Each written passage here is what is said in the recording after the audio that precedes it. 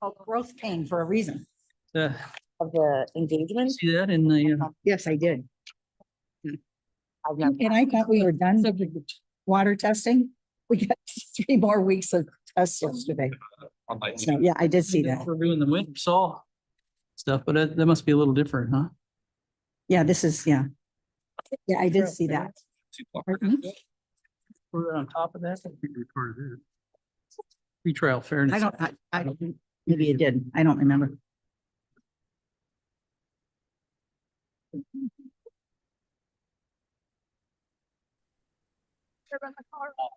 You know, I always put my palm up in the thing up.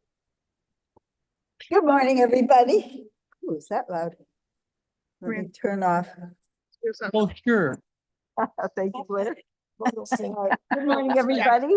We're there and Welcome to back down. our Energy Environmental Committee meeting on Friday the 13th, September worked for you. 13th. I am Mavis Bates, and let's get the meeting started. I have a cold, but not COVID, but I'm trying to be polite and keep this. What? What? You have COVID? Oh, I have a cold. cold, but not COVID. Oh. So I'm trying to keep this horrible hot mask on while I'm here. Okay, clerk, please call us to order. Alan? Highest? I got you, Alan. Vice President. Thank you. Roth? Roth here. Strathman? Strathman here. Young? Here. Tarver? Tarver's here remote. Bates? Bates is here. Thank you. We have one request. Alan is here? Thank you. Alan, on the way. On the way. Excellent. I have one request for remote attendance from Mr. Tarver. Is there any objection? Nope. Seeing none, thank you. I would like to ask for approval of the minutes. I would like, Roth will make a request that we do a unanimous approval of the minutes. is there any objection? Is there unanimous consent? Make it Thank so. you very much. Public comment today, seeing none. I would like. Madam Chair, can I ask a quick question? Mr. Tarver? Yes. I'm sorry to interrupt. Is there a chance that we can push back the first agenda item until the state's attorney shows up? Actually, I was just going to ask that we move that to the bottom of the agenda, so thank you for helping with that. Thank you. And mostly because our staff needs to leave for other meetings, so we'd like to move into the solid waste and the sustainability reports. And then we will move the environmental to the bottom. Is that okay with everybody? Consent? And thank you, Mr. Tarver. Ms. Ryan. Yeah, there we go. All right. Yeah, I don't normally do this. I don't like to do it, but I do have another meeting that I have to drive to. So I will probably be leaving right after my presentation.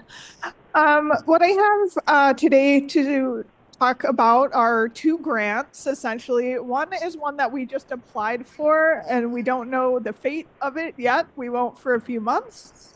It's me. I'm sorry. I'm fixing. Darn technology. Okay. And then the other one is a grant that we partnered on, and the resolution basically is to accept money through a subaward as part of that grant. So I'll go ahead if Blair could queue up my slides.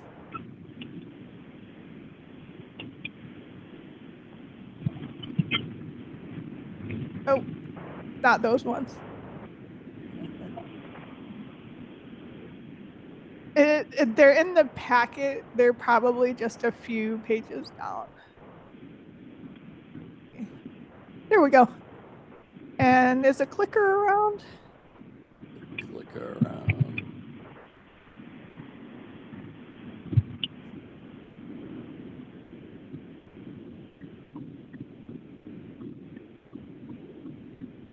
Okay. So the short title of the project we submitted as an application to the USDA Composting and Food Waste Reduction Pilot Grant is Kane County Composts. And just a brief overview about why we care generally in the waste sector about composting. Food waste, which should be both wasted food, just stuff that at one point was very edible and people didn't eat it, so it went in the garbage, and food scraps, which is kind of defined as peelings, trimmings, things that people don't normally eat, makes up a fairly large percentage of our waste stream. The national average that US calculated is about 24%. Illinois, based on our most recent study, which is a few years old at this point, seems to be a little lower at about 20%. A very low proportion, both nationally and in the state, of food waste that could be composted actually is composted. Nationally, it's about 4%. Illinois, only 1%. So we're not doing so great. Kane County households and businesses contribute roughly 41,000 tons a year of food material into landfills. IEPA estimates that we have about 19 years of landfill capacity remaining. And once it goes into landfill, 41,000 tons of food produces about 39,000 metric tons of CO2 equivalents. Now, as we learned last meeting, there's potential to recover some of that methane and put it to good use, but fugitive methane emissions are very much a thing and something climate folks are really concerned about. Even if you're not compelled by the climate argument, landfill capacity is very much a thing. So composting in Kane County, again, this is just for background. So it's been illegal throughout the entire state to put landscape waste in a landfill for over 30 years. And as a result of that, industrial compost operations have established, fed largely by yard waste. They're permitted differently than other waste management facilities. And under those permits for landscape waste composting, they are allowed to take up to 10% food scraps or other organic material, including things like manure and plant material that just falls outside of the legal definition of landscape waste. They're allowed to take up to 10% by weight without having to get a full IEPA pollution control facility permit. Those permits are very costly to get. So what we're seeing is that haulers and composters are increasingly willing to accommodate what we call a ride-along program, where residents are allowed to mix allowable food scraps in with their yard waste during the yard waste season. Just a point of note, it was a really important consideration that came up when City of Elgin recently bid their waste contract. The successful bidder for that contract included a third cart that all residents will get for the base price to put their yard waste and their allowable food scraps in during the yard waste season, while the unsuccessful bidder, which was the incumbent, I guess, didn't want to do that. So just if anyone knows about those programs or have them, the picture on the left there is the type of material you can put in with your yard waste. The stuff on the right are things they do not want in there. And then, so there has been movement on the residential side, but what we found is that composting at large food waste producing institutions has been lagging or lacking in the county. The Q Center in St. Charles is one that's been way out in front and has been composting their food waste for years, but they're honestly the only one I know about. So along comes this grant. This is just a summary of what they were looking for this project. They're looking for projects that are going to come in between $75,000 and $400,000 of federal ask. But you have to be able to offer 25% of your federal ask as match, either in-kind match, cash match, or a combination. What does that mean? It means you have to have skin in the game. So you either have to provide services with an equivalent value or actual cash towards the project. That's going to be 25% of what you're asking the government for, federal government. They're looking for 2-year projects. Their timeline that they put in the RFA, these are always subject to change, but they're looking at spring of 2025 through spring of 2027. They do have to be pilot projects, which are kind of defined as an initiative that could benefit from a one-time injection of federal funding, but that would be likely to continue beyond the grant period with some alternate funding if the pilot is initiated successfully. And then it was a very limited applicant pool of basically only units of local and tribal governments. So we put together a proposal. It had 4 goals or components. The first is by far the largest, which is to pilot food waste composting at multiple large institutions in the county, both within the county's operations and external. Second goal is to pilot a public food scrap drop-off at Fabian in the off season. Now the off season for composting is actually the winter, when those yard waste programs are no longer available. So it would be running roughly from December through March. The third is to grow a culture of composting in Kane County through outreach and education to try and demystify it a little bit for folks that have never thought about it before. And fourth and final goal is to improve small grower access. Small growers includes community gardens, but also like small private sector farms, improve their access to finished compost. So, for goal 1, our partners the first partner I approached was actually the sheriff's office in Aramark to start composting the food waste coming out of our adult justice center. And I met with them and they were very receptive to it as long as we could basically use the same process and operations they have in place now. And we talked through it, determined we could do that. And so they were like, let's go for it. So very excited about that. Now the other partners are all external. The first to come on board was Northern Illinois Food Bank. Obviously, they're very much in the business of distributing waste and surplus food. However, about 6% of the material that comes in their door is not edible. It's either fresh produce that is just too beyond like moldy or having other issues that make it unsuitable for eating, or it is canned goods that are too bashed up. The seal is compromised and they're probably not safe to eat. So what's really been holding the food bank back from doing composting so far is lack of depackaging. They don't have the resources or the equipment to depackage that spoiled food on site. Recently, a location in Chicago opened that does that. They depackage everything and then they actually put it into digestion, anaerobic digestion with methane recovery.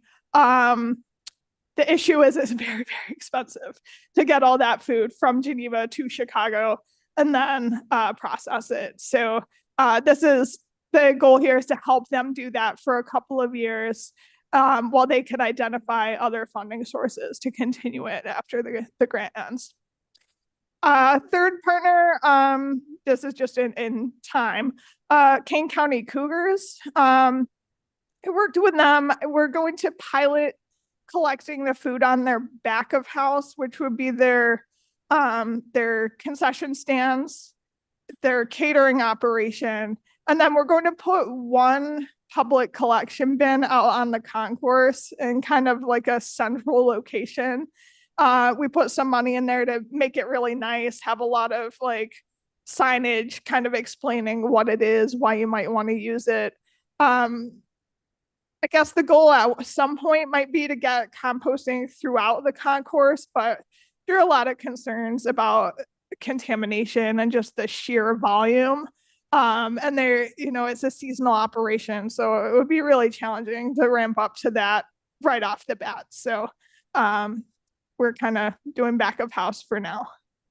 And then the final partner I got in touch with was Advocate Healthcare. Actually, their sustainability manager for this region to do food composting at the Sherman Hospital up in Elgin. They're kind of a leader among advocate facilities on sustainability with the Sherman Natural Prairie. They've got community gardens out there. So it seemed like a natural fit.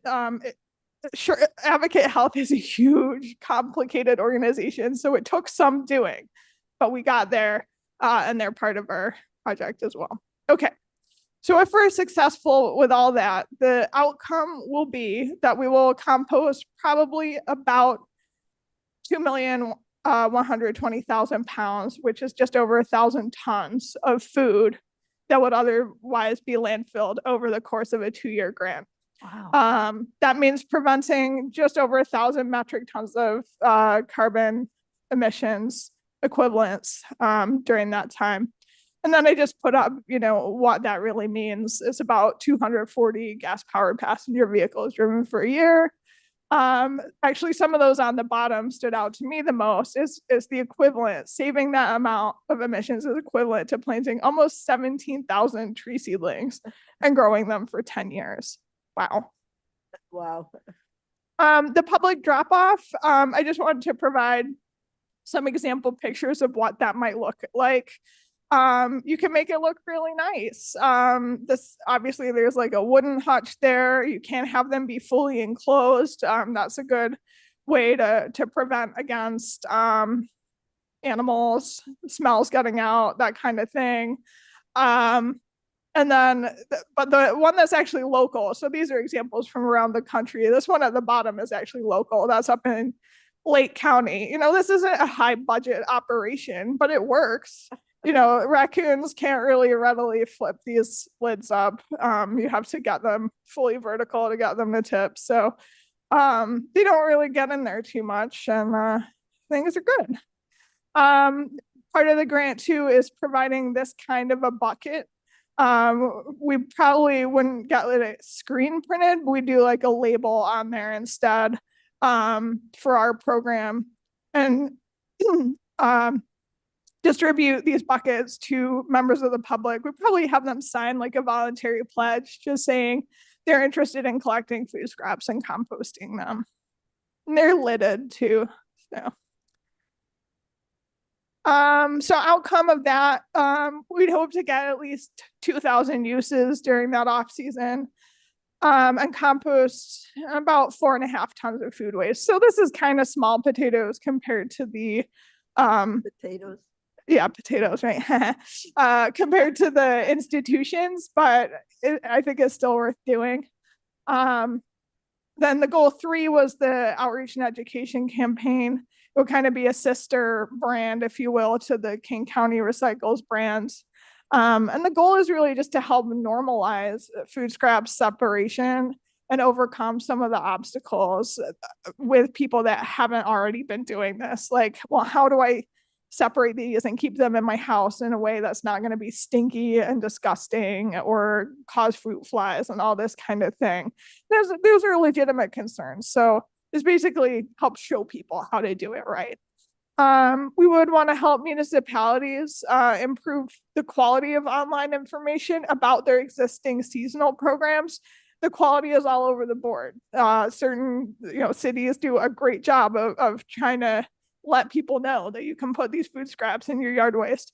Some have it in their contracts, but you never know from their website. So it's just trying to overcome some of those bumps. And then a final would be to create a how-to guide for large facilities and institutions based on our experience rolling out that first goal. And then this goal 4, this was distributing compost. We put it in there because it's something USDA really likes to see, and because I worked with Matt Tansley in our ag planner in the development department to determine there is a need among small producers for access to compost. So our goal here is to purchase and distribute about 270 cubic yards of compost to small producers, again, for profits, but also school and community gardens. It sounds like a lot, but it would only cover 2 acres with 1 inch of compost. So, you need a lot of compost if you're gonna use it across a large area. But any amount helps. But anything helps, Yeah. exactly. We have room to expand. Yeah. Yeah. So this is our budget, not not as complex as a CPRG budget. Yeah, but we asked for some personnel time to be transparent. That's my time. That would otherwise be coming out of our 650 fund, which is a diminishing fund. We didn't do travel or equipment, supplies. That's basically the stuff for AJC, their bins that they would need and liners, the finished compost, and then those pails I talked about for the public.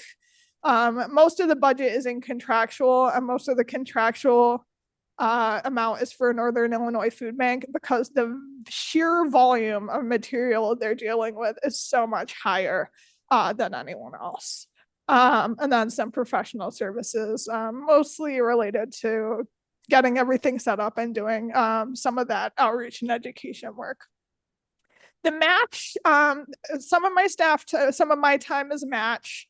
And then the other match is all coming from those outside institutions who have agreed to basically give staff time towards making sure the effort works. The only outlier there is Northern Illinois Food Bank. They have a lot of staff time, they have a lot of volunteer time, but it's a huge headache to quantify it. So they said we prefer just to do cash match. So they're just going to pay essentially a portion of their expenses during the grant. So you'll see we ended up asking for $396,000. That's almost the maximum. Putting in almost $100,000 in match for a grand total of a project that's almost worth $500,000. We submitted it on September 3rd. I worked with Paul Kofer, our new grant specialist. It was a very smooth process, happy to say. We're hoping to hear by the end of the year if we are getting the grant or not, and then we'd be starting in the spring. So says USDA, we'll see. And I think that's all I have on that. I just wanted to point out we do have our last recycling event, well, last Randall Road recycling event of the year coming up on September 28th. We call it a shred and more event because people come for the shredding and hopefully stay for the other recycling opportunities. We're going to be doing clothing, shoes, textiles, toys, and small home goods. Bicycles, again, Hassett House really enjoyed the extravaganza in July. So they asked to come back for this one. And I said, sure.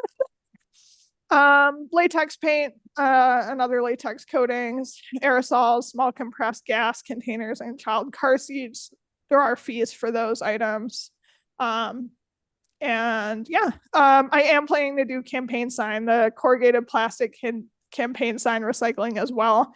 I'll arrange the details for that as soon as we get this one behind us. Thank you. Yes, you're welcome. And that's it on that. Does anyone have questions about the grant application or about the event? Mr. Ross? Yes, good presentation, Claire. When you were showing the dollar amount that we have to match, but you were mentioning some of that's outside money. The It's- 99,000. It's outside effort, yes. Yeah. So how much does the county have to pony up, I guess, out of that 99,000? It would be 13,000. It would be the first 2 lines of that match, but it's in my time. Right, I So understand. it's not Okay. money from our budget per se. And then if you can go back on giving out the compost, some towns will have like the plant compost where you can come pick it up. Would that be, have we thought about maybe offering that too, that there would be a location that people wanted to do it for their personal gardens, they could come? I know you're not going to have a lot. We weren't allowed to. You're not allowed to give compost for free to anyone but producers and community gardens through the grant. You could sell it at a nominal cost, but That- you have that to won't- deal with that. Yeah, that won't happen. Yeah. People aren't going to pay. Yeah. Any other But that's the questions? restriction of the grant, is what I'm Yes. saying. Okay. Okay, thank you, Mr. Roth.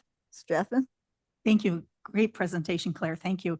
I want to say that in Elgin, we did have the land waste garbage can over the summer, with our last contract, but they didn't want to include it for everybody. And Right. the new agreement is with everybody will get one included in the cost, which I think will be great. Be great. And then, excuse me, I have worked at Sherman Gardens for 10 years. In the last couple of years, they've had some certified compost gardeners come in, and we've created a pretty impressive compost area to teach the gardeners all the stages, and there's lots of signage, and it's been a really successful program. So it's really Yeah, good. it's a beautiful setup. It was, I think, the men's shed or the men's shed of Elgin. That Yeah, made they that. built It was really built it nice. for 'em. Yeah. Mr. Caius, please. Thanks, Claire. I know we've been actively involved before with the Illinois Food Scrap and Composting Coalition. Is this like, are you working with those guys? Are they helping? What's the interaction? Do we have any interaction with them? Yes, so I attend the monthly meetings. I got some advice and information from other, to do the budget. I got some information from other institutions that participate in that group that have done composting that try and figure out what cost would be. I certainly, I think on the education campaign, that's where I could most learn from their education committee. I might join that committee if we get the grant. Right now I'm on their policy committee, but and their main meetings. Thanks. I have a question. So since we're going to piggyback on the yard waste program during the summer months. Yeah. At least in Aurora, I'm not sure about the rest of the county. Yard waste is free for a month in the spring, but then in the summer you have to pay to put out a bag. So this is, Elgin does not have the ride along program. What? Pardon me? Aurora doesn't have the ride along program. It's not part of their contract. So I mean, you could sneak food scraps in your yard waste bags, but they don't really want you to. So does Aurora have to wait till the contract comes up or do an amendment? Yeah. Okay. Well, let's do that. I have another question. I think one of our food pantries was talking about buying a machine for depackaging, some kind of a big can opener. I don't know. Is this okay? I don't know. You don't, do you? I don't mean to Oh. torture you with strange questions.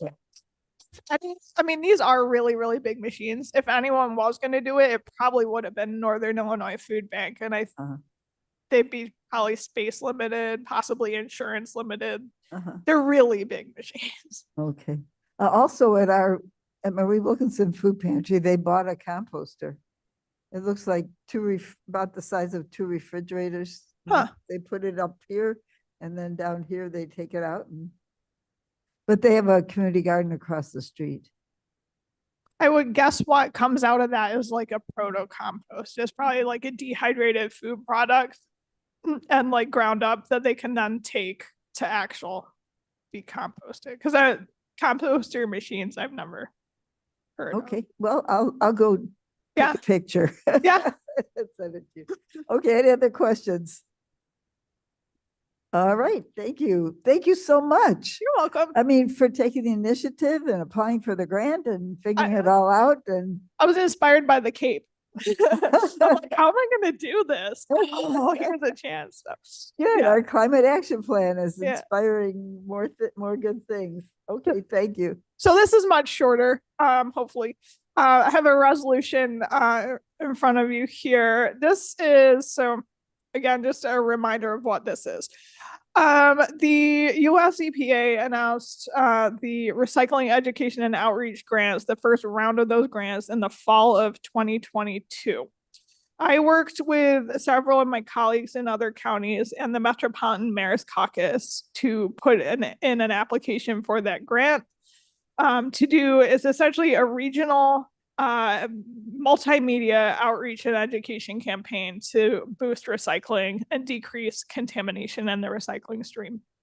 And part of the grant scope of work was to subaward some money. It turns out to be $83,333.33 to each of the partners, which includes DuPage County, Kane County, obviously, McHenry, Will, and then SWANK, that's the Solid Waste Agency of Northern Cook County, and SWALCO, Solid Waste Agency of Lake County. I think that's everyone, to do some localized work, outreach and education. We are hoping to focus it on our kind of environmental justice communities, which would be parts of Elgin, parts of Aurora, and then Carpentersville, to boost efforts there and just really hit the pavement and do some good work. So it took a while. Obviously, the award was announced in spring of last year, but the grant making process was a real pain. We had to redo our budget. We had to redo our budget justification. It was painful. They finally started the project start date for Metropolitan Mayor's Caucus, which is the grantee, on June 1st of this year. So we're about 3 months in and hoping to get these subawards going. That's the context. This resolution essentially allows our chairwoman, chairman to sign an MOU with the Metropolitan Mayor's Caucus to take that money. Okay. May I have a motion to pass resolution TMP 24-2872? Carver moves. Carver, thank you. Carver, thank you. Strathman seconds. Is there any more discussion from the committee members? Mr. Young? David Young, you had mentioned just a minute ago that this was going to be for education purposes, and then you mentioned environmental justice. What does that mean exactly? So we were asked as part of this grant process to identify, we basically used a US EPA tool to identify environmental justice communities. They're kind of defined as areas that are more vulnerable to the impacts of environmental problems than others. It's usually due to, well, it can be due to another factor, a number of factors. Often it's due to income levels. Sometimes there can be like demographic factors, like number of households where English is not the predominant language. And then there are environmental metrics too, including localized air pollution from truck traffic, that kind of thing. Good, thank you. Yeah. Any other questions? May we take the roll? Clerk, please. Allen, Allen, I. Caius, Yes. Roth, Roth, yes. Strathman, Yes. Young, Yes. Tarver, Carver, yes. Bates. Bates, yes. Thank you very much. This is unanimously. Okay, anything else, Ms. Ryan? I am done and I will pass the clicker. Thank you for all your great work. All right, back to the agenda.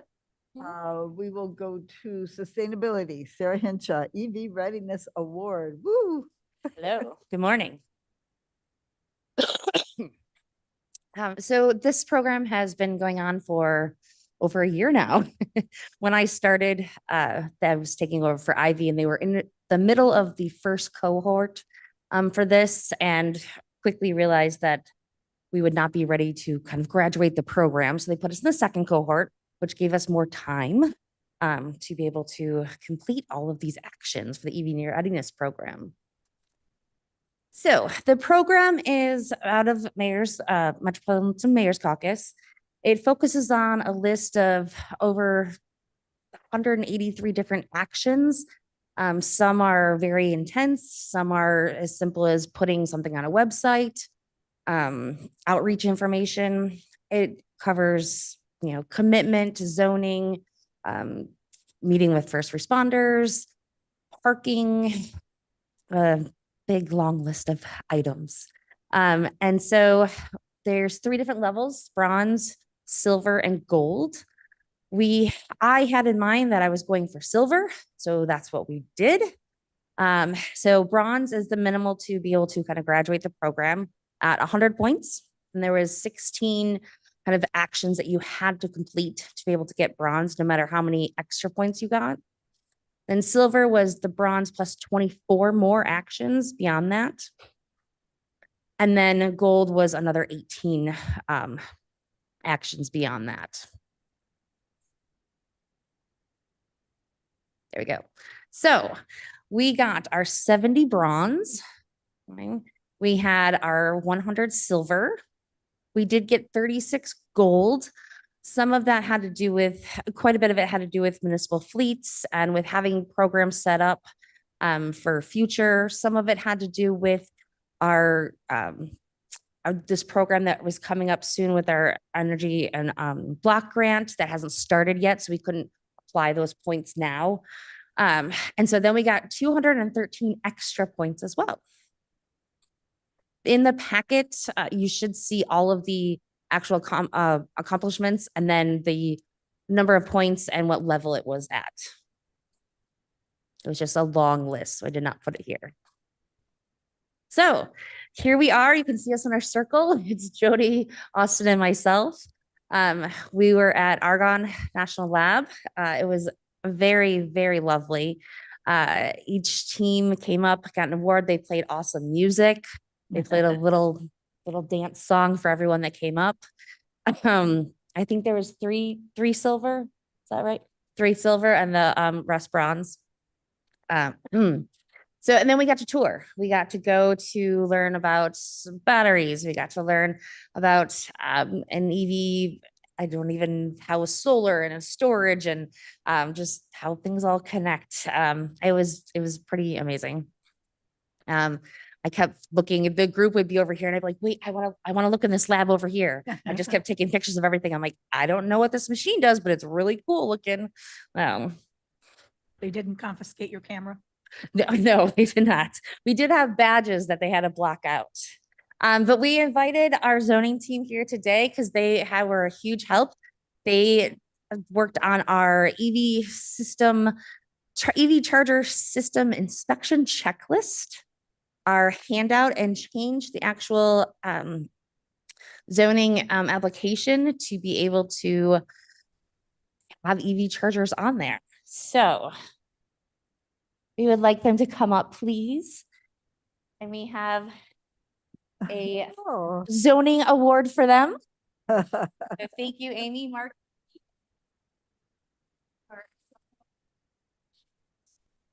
He's gonna take a picture. Just a minute.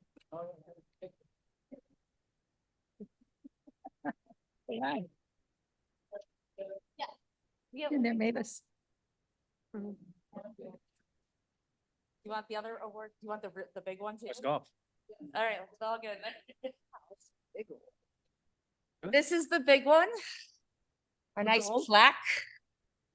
That we get. Woo. Plaque. Nice. I get So we ended up getting silver. Yes, silver, yes. And then we got top small points. attention span. So after 3 holes, Everybody gets to hold an award. so that means I start drinking a lot.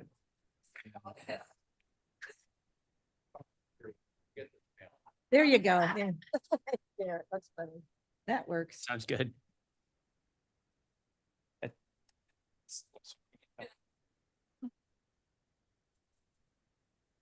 Yay. That way. Thank you. Good job. Yeah, thank you. I do want to, Keith Burkow couldn't be with us this morning, but he's one of our zoning planners and very busy, as you know, with our solar petitions, among other things. So for his time on making this EV readiness program, and then Amy Boffman is sort of our building permit lead and really also invested a lot of time researching what other communities were doing for their checklist and was also very helpful. So She's an invaluable member of our team, and it's nice to get her out here in the light of day for some recognition. So thank you. So, nice. Yeah, so this is our plaque that we got. We'll put it somewhere. It's kind of heavy. Yeah, I like it. And then we have a couple pictures to show. Oh, it's in the other PowerPoint. Okay. Oh, I think we sent you the other PowerPoint, but I have them on flash drive. Do you want them on flash drive, Blair? Yeah. Yeah, yeah. So here's the checklist. Obviously you can't see all of it. Yeah, Zoom in, Blair. 4 pictures on there. The pictures came in after, they're the official pictures. They came in after I've got it right. register. It's up. Maybe there. Yeah. And then. Oops. I can't click anymore. Yeah, there we go. Thank you.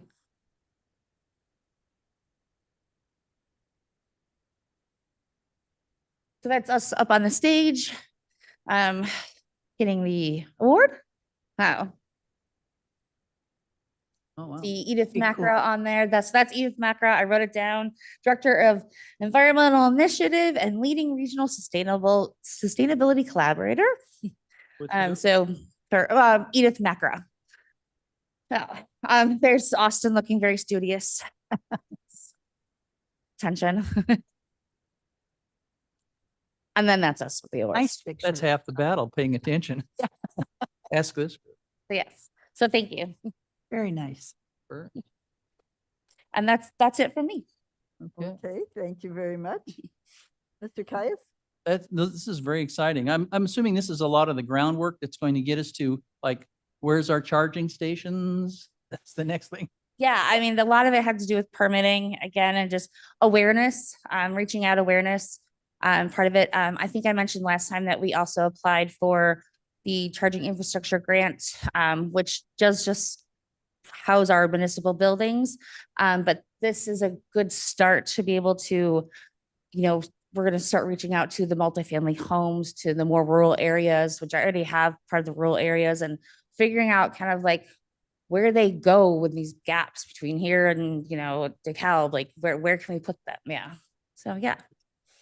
Thank you. Appreciate it. That include our new charging stations that almost are in out of here? Pardon me? Or the new charging stations out here? The ones that are building that we don't have yet? Yeah, well, yeah, that are almost here, maybe. sort of. Maybe, yes. So again, where we put in with the mayor's caucus, theirs was recommended.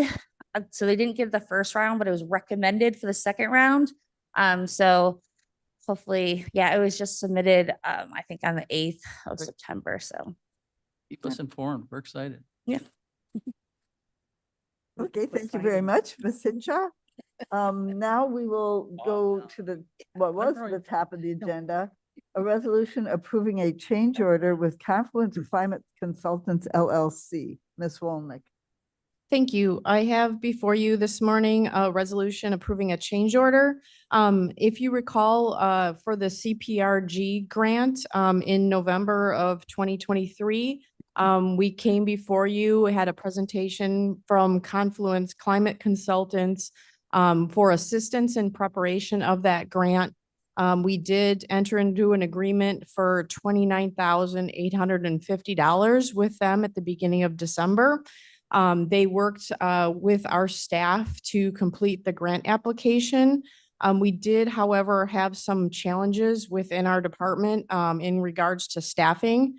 And so they had some additional work that needed to be completed as part of that grant application. I myself was not familiar with the purchasing ordinance change order procedures. So I take responsibility for that. I thank Mr. Young for pointing that out. We were to bring a resolution if that contract needed a change order back to this committee and then through the full board. And that should have occurred in spring when those costs exceeded the original contract. So we're trying to rectify the paperwork here today and we're requesting approval or consideration of the change order and the amount of $10,987. May I have a motion? Caius move. Carver seconds. Sorry. I have a question. Caius and Tarver. Mr. Roth. Has the money already been spent? Yes, it was spent before April of 2024. Thank you. Any other questions? Mr. Young. Hi, David Young. So I did bring this up. Someone had told me about the additional money that had been spent, and then you look into the purchasing contracts that we have with the purchasing department at King County, and if something goes over $30,000, it has to be a multiple bid. I think that's a general statement. So what's somewhat annoying is that the initial contract was just below that, $29,800 or $900. So it just seems like a wink, wink and a nod, nod, hey, we'll get it through because it's under $30,000, and all of a sudden, oh, it's 40,000. So it just makes you look bad. So it just questions the government at the local level when this comes through. So I'm going to be voting against this because there has to be some consequences. We have to follow the rules. If you look at this Confluence Climate Consulting, it's one person. You look at her LinkedIn page, she's got one YouTube channel with one video that was deleted. She has 9 followers on her LinkedIn, Christina Murphy, and we're hiring her and we're giving her $40,000. And it's the same thing with Pale Blue Dot. We're not talking about Pale Blue Dot. We're talking about Confluence Climate Consulting. So, that's my rant. I'll be voting against it. Thank you for coming up and putting this through and taking responsibility for this. And that's all I have to say. Thanks. Okay, thank you. Ms. Jaffner. Thank you, Madam Chair. I'm a rules follower myself, and I think that when we find out that we have made a mistake on our rules, we admit it, we come forward and we say, okay, this is what we did, this is why we did it, and then we move forward and learn from it.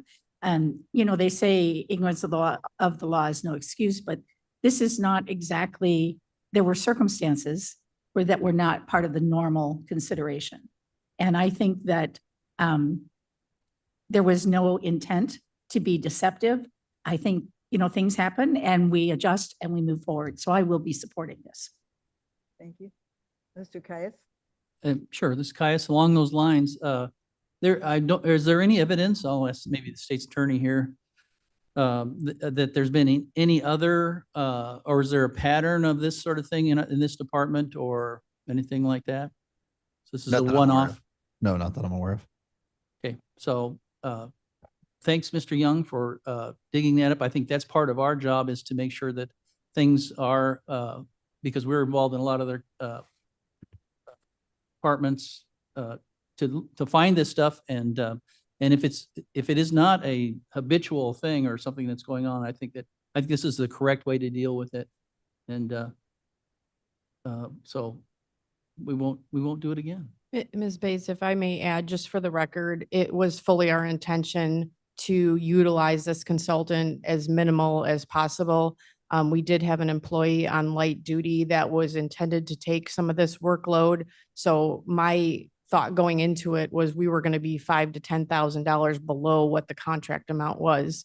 Unfortunately, it swung the other way due to the limitations in my staff at the time. And so it was certainly not intentional that this was supposed to be way under, not the other direction. Mr. Roth. And then following up in a way on Mr. Caius's question, what are we putting in place so we won't do this again? certainly we've modified the procedures in my department now with the fuller understanding that the change order should be in writing with the chairman of the committee and then immediately followed with a resolution. Okay. All right. Thank you. Yeah. As long as we learn from our mistakes, right? Mr. Frank. The only other thing I would kind of say, and this really isn't related to this particularly, but a larger procedural issue I've noticed across the county is that contracts like this, typically when you're flirting really close to $30,000, just kind of look concerning. So a better way to do a contract like this, and this happens all the time in the county, I will openly admit that, is to do something up to, but not to exceed a certain number. And then that number should not be this kind of close to a 30,000. It should be like 25,000 or 20,000. And then if you start to realize you're gonna have to go past, then the change order would be the appropriate time. Because really what a change order is supposed to do is when the scope of the work, like in this instance, where all of a sudden an internal employee can't do the work that you're anticipating, it all of a sudden expands the scope. That's an opportunity for a change order and why it exists. And so, like I said, I don't have any ongoing pattern or concern as it relates to this, but it is something that I think the county board should consider largely on how they want to implement processes as it relates to these kind of things. And so when they're looking at contracts and approving contracts, you know, that is something I would recommend that the board members look at is how close are we to the purchasing? It's always easy to just go ahead and bid it out if we're that close. And if the, you know, actual executive director really needs it to be, you know, 29, 35,000, anything like that, or anything close to 30, then we really should be just go ahead and do it as a, you know, CYA kind of a thing. So that's the only other thing I'll say. Like I said, I don't have any real concern with this individually because it doesn't appear to be a pattern or anything like that. But that is something I, you know, would caution the board to start thinking about. Okay, I have one more comment. I just want to thank Ms. Wolnick for handling this so professionally. We found an error, we fixed it. I want to make everybody know that Ms. Wolnick is one of our most highly valued employees and we'll move forward. Any other questions? Madam Chair, Catherine? I'd just like to say this is transparency. Okay, And that's a good thing. You know, we all are human. We all make mistakes. We all have circumstances that come up. But when you take responsibility and say, hey, this is what happened, that's what you call that transparency. And thank you for that. okay, thank you, Ms. One more thing, Ms. Bates. Ms. Lewis. I'm just sitting here listening. Notice I'm quiet today. What I believe Mr. Young was getting to, not that anybody thinks that Jody did anything wrong, but I think that we've seen in other departments so much where a contract will come through and then it's almost like he said, a handshake and a wink if we change it to something else. And it just seems like it's become not an epidemic, but it happens a lot. So I think what he's trying to say is that we just kind of, as a board, might want to just shore up how we look at things a little bit better. That's all. Am I right? Yes. Yeah, I don't think you were, saying anything against these guys because we love them. They do a great job. So that's all. Mr. Roth? Two things. I want to thank David for finding this and bringing it forward. And also Mr. Frank's recommendation that if we're getting close to the 30, that we should be, like you said, CYA, and maybe we should do bidding on it and stuff. Keep the transparency. Yes, thank you, Mr. Young. Are we ready to take a vote? Clerk, please call the roll. Allen, Alan, aye. Caius, Guys, yes. Roth, Roth, yes. Strathman, Strathman, yes. No. Tarver, Carver, yes. Bates. Bates, yes. Yes. Motion passes. Okay, thank you very much. I believe, is there any new business? Mr. Roth? It's not Roth here. It's not really new business. It was a small mention, we had applied for that regional grant and I know we got turned down. Can we get a feedback at some point on, what happened and Oh, yeah. just, for transparency? I mean, it was a Yeah, I have a voice recording of the meeting we had with the, my brain just, Okay, thank EPA. you. My brain just went blank. And I have notes written up that I can share with you. Okay, yeah, we don't need to do it today, but hopefully we can learn from that and then next time. Yeah, Okay. I found it very helpful. Yeah, all right, thank you. It was very interesting. The feedback was thorough and interesting. I'm moving on to chair's comments now. Okay. Oh, wait, You didn't ask if anybody else had anything new? sorry. And this is kind of new old business. I don't know if you received the Prairie Rivers Network newsletter for summer 2024. I think I just got it and opened it up.